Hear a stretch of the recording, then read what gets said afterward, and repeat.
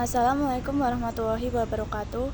Perkenalkan, nama saya Siti Wahyuningsih, Prodi Psikologi Islam, Fakultas Dakwah dengan nomor NIM 43040230021. Di sini saya akan mereview materi atau merangkum materi guna memenuhi tugas ulangan tengah semester dari mata kuliah Psikologi Islam dengan dosen pengampu Bapak Agus Hirmawan, MA. Di sini saya akan mereview per bab dari bab 1 sampai bab 5. Kemudian bab 1, dalam bab 1 membahas tentang konsep lama manusia dalam perspektif Islam. Konsep lama, pembicaraan tentang manusia juga disoroti sebagai topik menarik yang tidak pernah selesai, karena manusia merupakan makhluk yang unik, multidimensi, dan memiliki potensi yang agung. Konsep manusia dalam perspektif Islam memiliki perbedaan signifikan dengan pandangan lainnya, terutama dalam hal pemahaman tentang hakikat manusia, tujuan hidup, dan hubungan dengan penciptanya. Menurut saya, ada beberapa poin penting tentang konsep manusia dalam Islam. Yang pertama yaitu manusia sebagai ciptaan Allah yang diberi keistimewaan berupa akal, fitrah, dan kebebasan berpikir. Kemudian yang kedua, manusia memiliki tujuan hidup utama yaitu mengabdi kepada Allah, menjalankan perintahnya, dan mencapai kebahagiaan di dunia dan akhirat. Kemudian yang ketiga, manusia memiliki dimensi holistik yang dipandang sebagai makhluk yang terdiri dari dimensi fisik, psikis, sosial, dan spiritual yang harus seimbang dan saling berkaitan dengan nilai-nilai agama. Yang keempat, yaitu manusia, ketakwaan dan kebijakan berupa kualitas keimanan, ketakwaan, dan kebaikan dalam berpikir merupakan aspek penting dalam konsep manusia dalam Islam.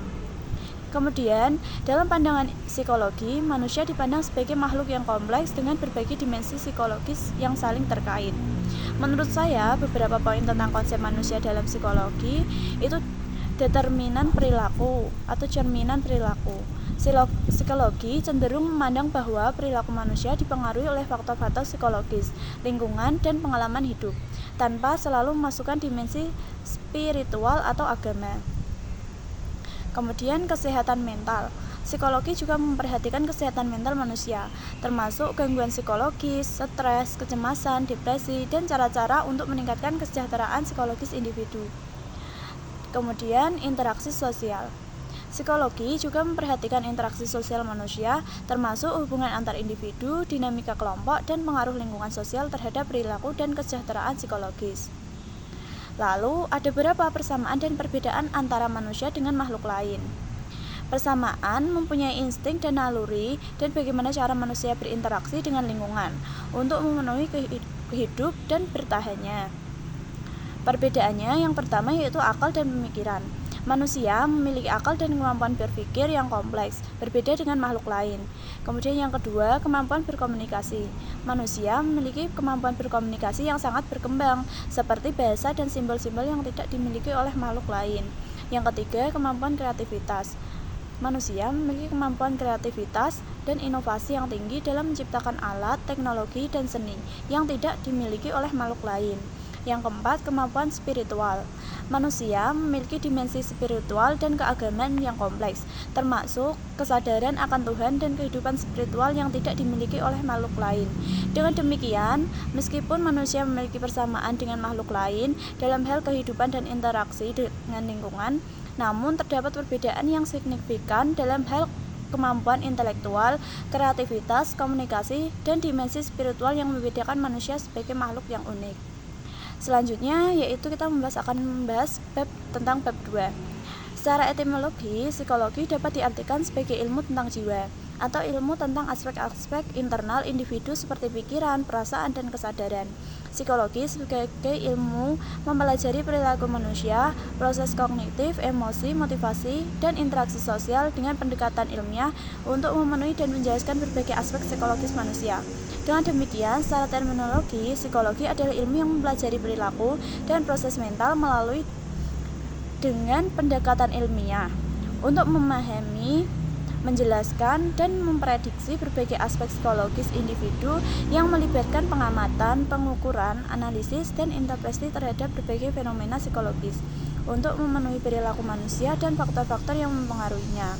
Psikologi juga mencoba memberikan pemahaman yang lebih dalam tentang bagaimana individu berinteraksi dengan dunia sekitarnya, serta memberikan dukungan dan interaksi untuk meningkatkan kesejahteraan mental dan emosi individu.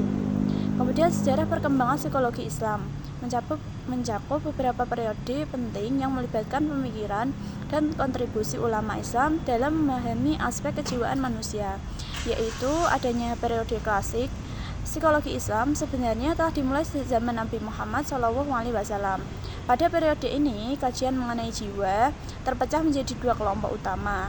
Yang pertama yaitu zaman kenabian hingga Daulah Umayyah membahas jiwa semata-mata berdasarkan Al-Quran dan hadis. Kelompok ini berkembang menjadi ilmu kalam dan tasawuf dengan tokoh terkenal seperti Imam Ghazali.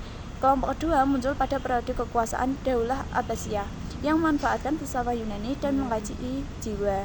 Kemudian pada periode modern, gerakan psikologi Islam mulai muncul sejak tahun 1950-an di Amerika sebagai respon terhadap krisis yang dihadapi umat manusia. Yang ketiga, peran ulama dan filsuf seperti Imam Ghazali, Ibnu Sina, dan Ibnu Rushd telah memberikan kontribusi besar dalam kajian jiwa yang bersifat sofistik dan filosofis. Meskipun kajian jiwa dalam Islam mengalami kemunduran setelah dominasi budaya sekuler Barat, psikologi Islam terus berkembang dan mendapatkan perhatian. Kemudian yang keempat, pengembangan psikologi Islam di Indonesia. Di Indonesia, perhatian pada psikologi Islam ditandai dengan terbitnya jurnal, simposium, buku-buku, dan penelitian bertema psikologi Islam. Lalu ada latar belakang, ada beberapa faktor lainnya psikologi Islam. Yang pertama, adanya kritik terhadap psikologi kontemporer.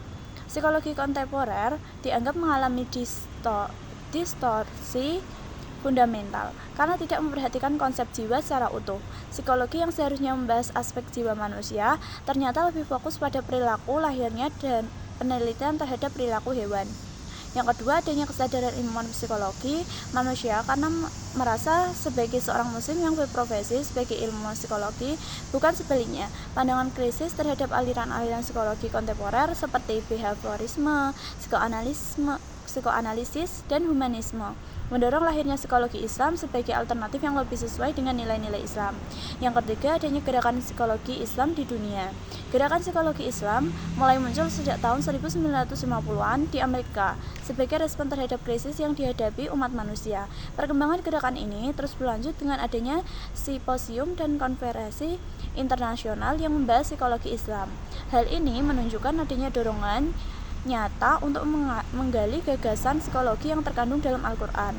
Yang keempat, adanya perkembangan psikologi Islam di Indonesia. Di Indonesia, perhatian terhadap psikologi Islam semakin meningkat dengan terbitnya jurnal simposium, buku-buku, dan penelitian bertema psikologi Islam. Pembukaan fakultas dan jurusan psikologi Islam di lingkungan perguruan tinggi agama Islam juga menjadi bagian dari latar belakang lahirnya psikologi Islam.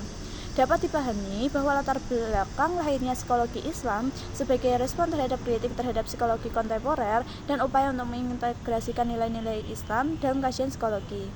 Kemudian selanjutnya yaitu bab 3. Lalu dalam psikologi Islam ada persamaan dan perbedaan dengan psikologi Barat.